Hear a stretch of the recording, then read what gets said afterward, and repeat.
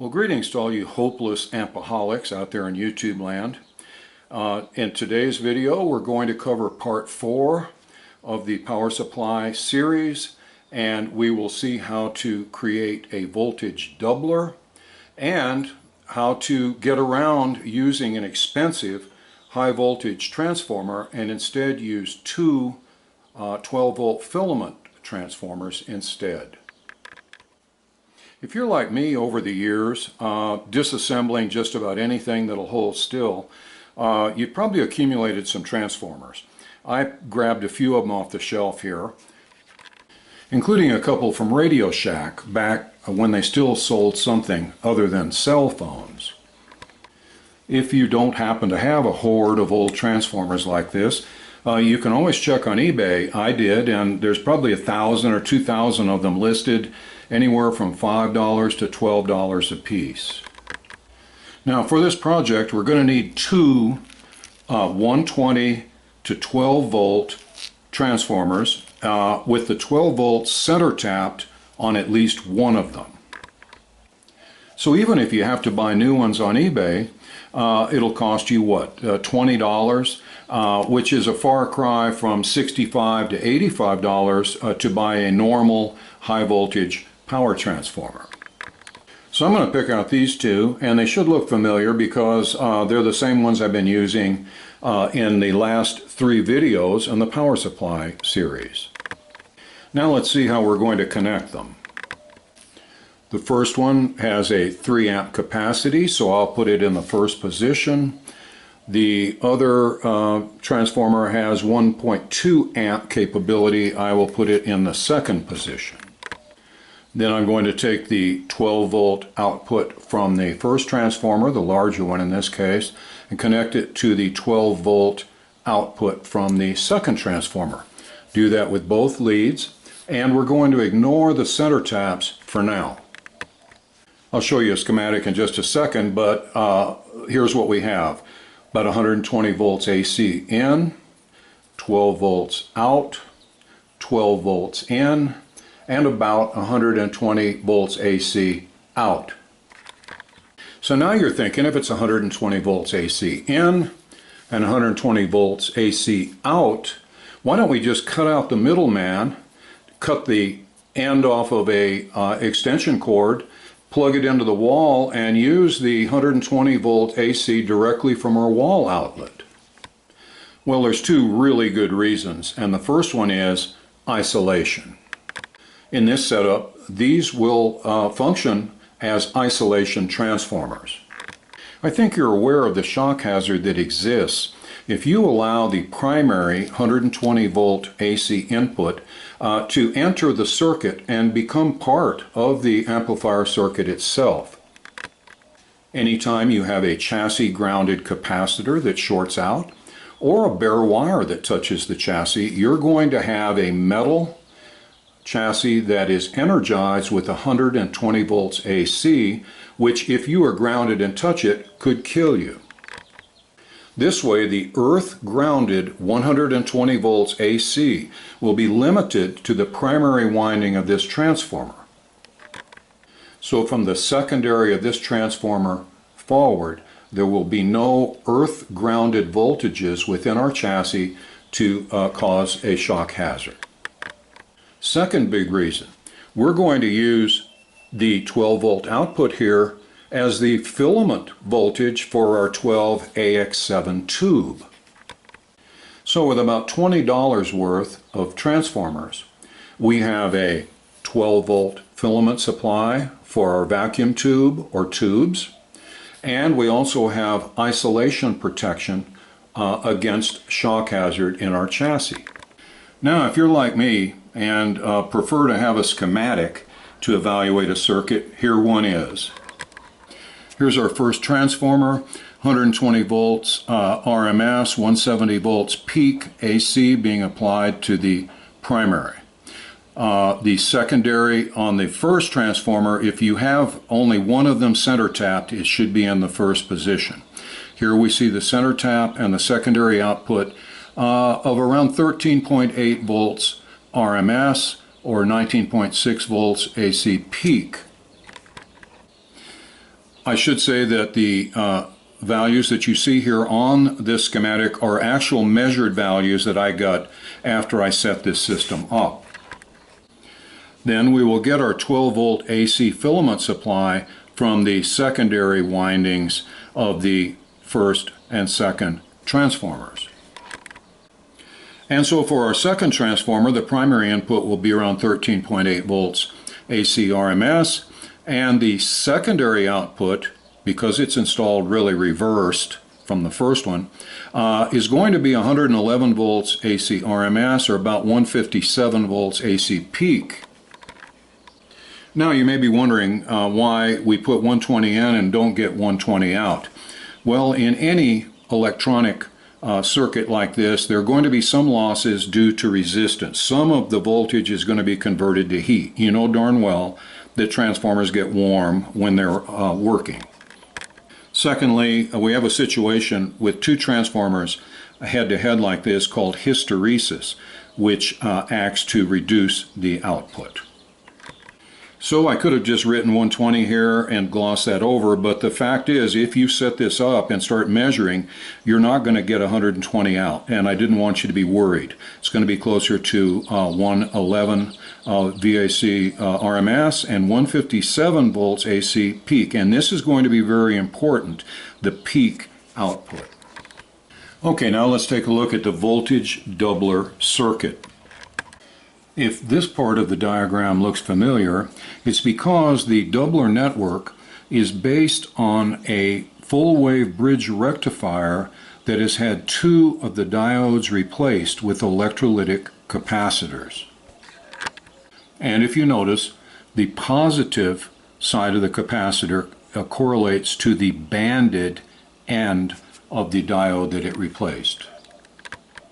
This is the second of the two transformers. Recall that the primary was 13.8 volts AC RMS, 19.6 volts AC peak. When this primary voltage is applied to the windings of the transformer, the output on the secondary, 111 volts AC RMS, 157 volts AC peak.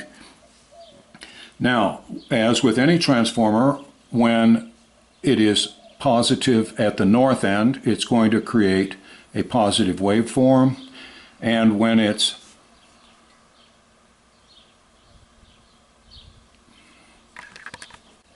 positive at the south end, we will generate a positive waveform down here, just as we've seen in the preceding three types of power supply.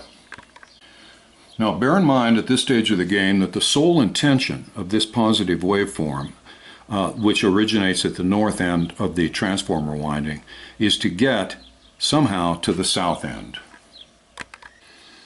Now to achieve that goal, the positive waveform departs from the north end of the transformer winding, marches happily along here, can't get through this diode because of the orientation, can pass through this one, comes up, turns right, comes down here, and charges this capacitor to the full peak voltage, 157 volts.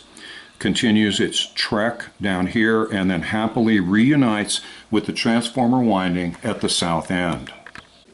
And conversely, when the polarity reverses on the transformer winding and the positive waveform is created at the south end, it will march happily along this wire, come up here. Now it cannot get through this diode, so it passes through this capacitor, charging it to the full 157 volt peak, and then comes through this properly oriented diode and happily is embraced by the north end of the transformer winding. So now, after one complete polarity cycle of our transformer, we have two electrolytic capacitors that are each charged to 157 volts. Now let's see what those pesky capacitors do next. They both spontaneously discharge in series. Now recall that with batteries, and it turns out capacitors, when they are in parallel, the voltages do not add. But when they are in series, the voltages add together. Two 5-volt batteries in series will yield 10 volts. By the same token, when two electrolytic capacitors discharge in series, and each is charged to 157 volts, the discharges will combine for a total peak output of about 314 volts DC, which in reality ends up being closer to 305 volts DC peak, or about 215 volts DC RMS. And as we've seen in previous videos, when we march this rippled DC output past our electrolytic filter capacitor for smoothing, the filter capacitor will charge the waveform not to the RMS level, but up to the peak level and completely fill in the void here between each of the peaks. So we end up with a very smooth and ripple-free 305 volts DC output.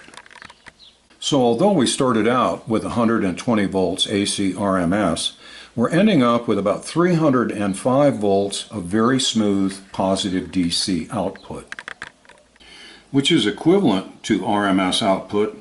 So you could say that instead of a voltage doubler power supply, this was a voltage 2.5er. Okay, enough blathering. Let's go out to the workshop and use the oscilloscope and voltmeter to monitor this process in action.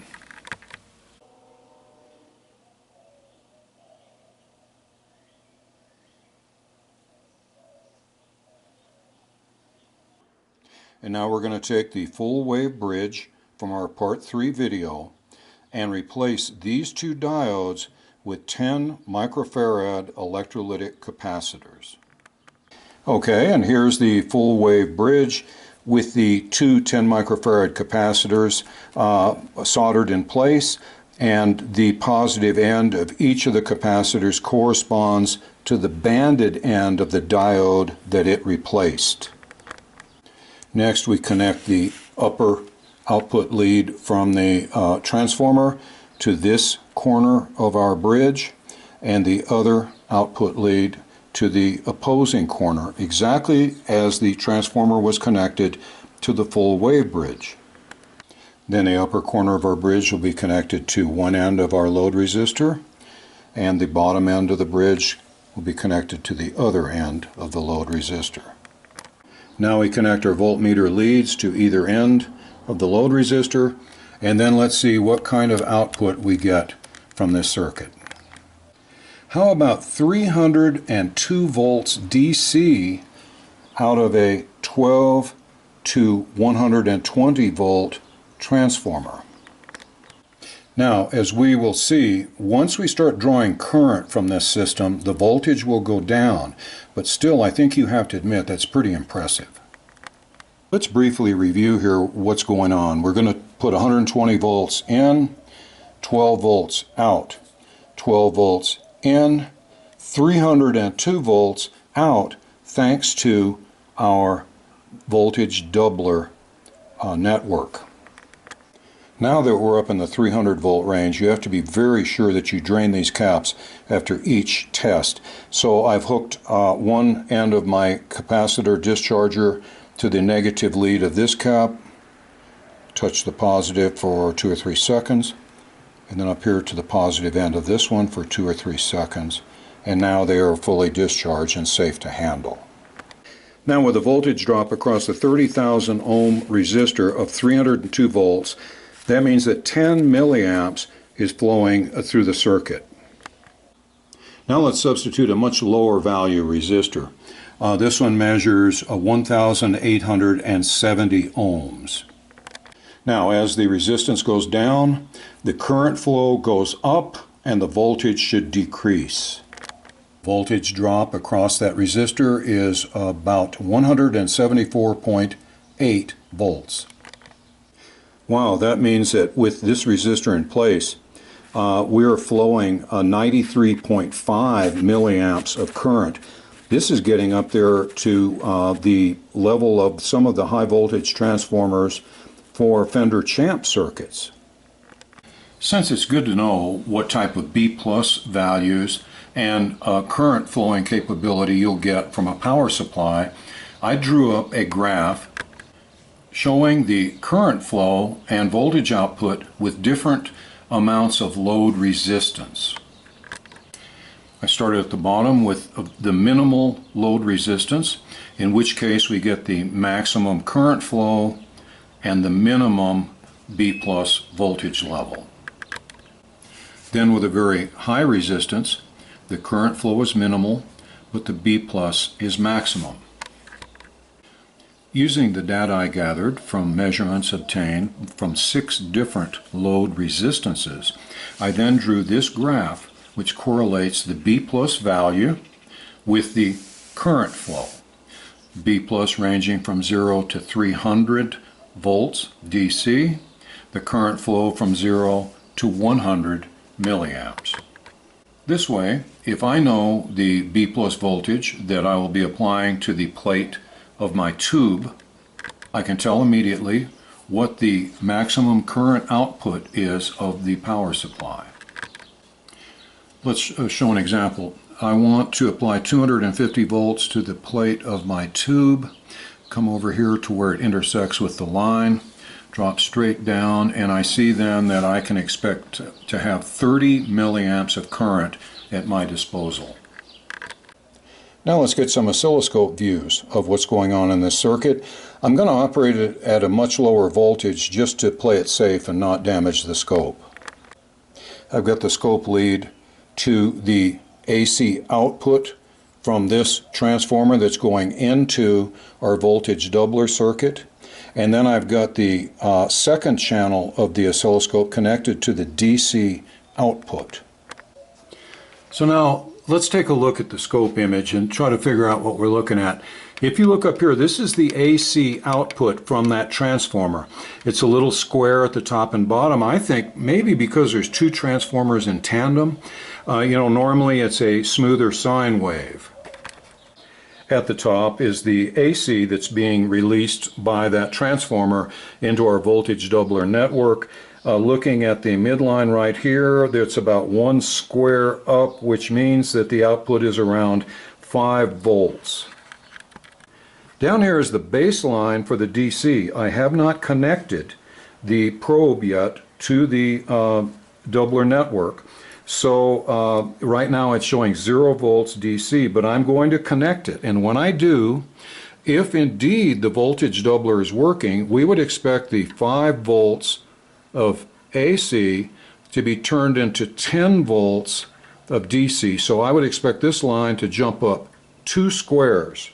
Let's see what happens. Okay, I'm going to connect the probe. Let's see what happens to that baseline. Wow, look at that. It jumped up exactly 2 squares, which means that our doubler network is changing 5 volts of AC into 10 volts of DC. You can also see a little ripple in that DC, so it will have to be smoothed with the filter capacitor. Let's double the AC output so that now from the midline we're putting out 10 volts of AC into the doubler network. I'm going to hook up the probe. Let's see what happens to the DC. Wow. 1, 2, 3, 4 times 5 is 20 volts jump. So it's turning 10 volts of AC into 20 volts of DC.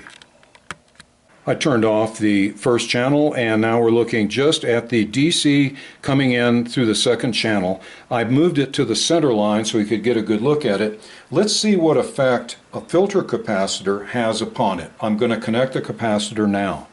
Look at that. See how nicely it smooths out? Now this is with a 25,000 ohm load resistor, and as we saw in part 3, if you have very high resistance in your load resistor, you'll have very little current flowing, and that will make the ripple very easy to filter. Okay, now I've installed a 7,000 ohm load resistor. I've cut it down to about 1/3. You notice that our unfiltered ripple is fairly significant. Now let me hook up that filter capacitor and see what it can do for this ripple. Well, it smoothed it out pretty well, actually. I think you can see, however, why you generally need more than one filter capacitor in a circuit if your load resistance is not extremely high. Well, that's about it for this Part 4 video on the voltage doubler power supply. We discussed the theory of the circuit, then built and analyzed it, finding that it was a very economical substitute for the much more expensive high voltage power transformer. In Part 5 of this series, we will use the voltage doubler power supply to construct a really snazzy freestanding tube tremolo and overdrive unit that can be used with any tube amp. If this sounds intriguing, then please join us.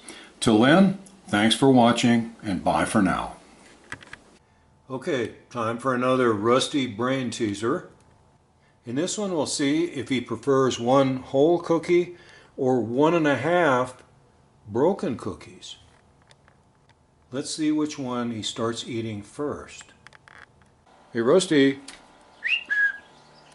look at the cookies. Get some cookies. Which one's you're gonna eat first? That's 1.5 and 1. Do you understand fractions? Which one do you prefer?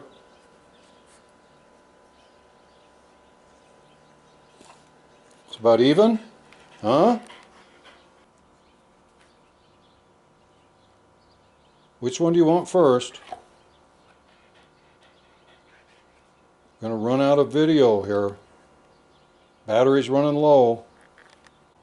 Well, there you have it. Concrete proof that Rusty understands that 1.5 is greater than 1.